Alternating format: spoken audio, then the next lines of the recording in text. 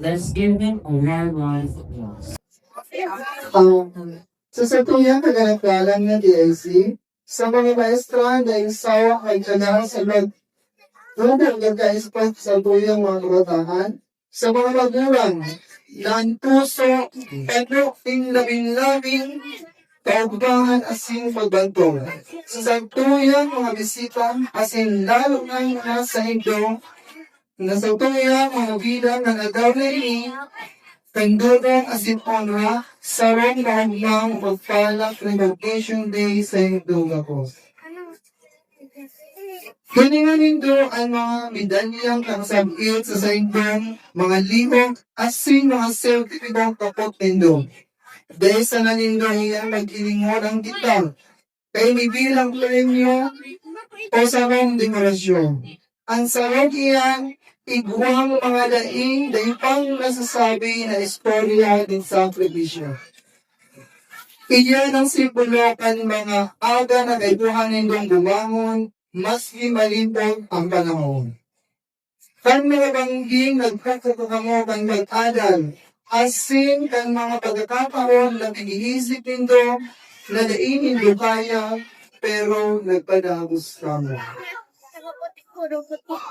Alagad, mas marong kainin, ang sarong kontrang iyan na simbolo kanluha kan sa indong mga magulang.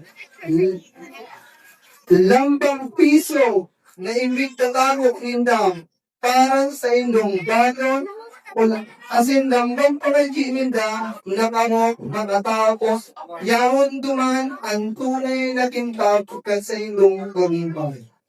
Bango ang sa indang pinakamahalagang kayamanan. Ngunyan na taong sa tuyang tema, Pilipinong nagsipat tapos handang kumuno ng may kakayahan at mabuting pagkatao. Mga akiw, ang kinag-an dali nangangaibong ning mga talino sa nang pero mayong gunong. Daita kay kuha ng mga lider na masingkang sa lahan isip pero managas at puso. Ang tunay na pinuno ay sinusukan kung paano niya ginagamit ang sa iyang kakayahan para mag-serving.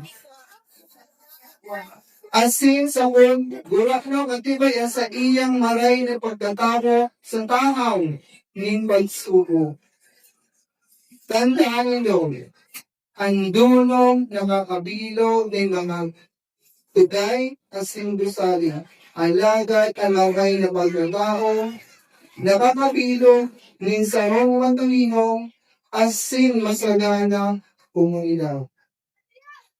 Dali sa kamo maging bantibay, kundi maging maray kamo ng tao.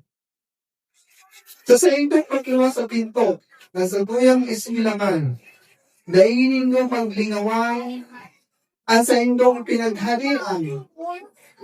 Maging matibay kamo, pero maging pamagpapibaba. Maging matalino kamo, pero maging may pagmalasakit sa kampo.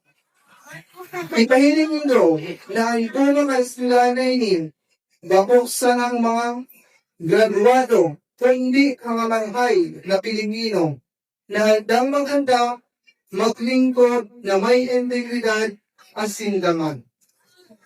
Sa puntong ini, formal ko pong pinubuksan sa tuyang Revocation Day, isuriyan ng mga kabataan, kamo makain na Pilipino, asin hanggang maganda para mamun.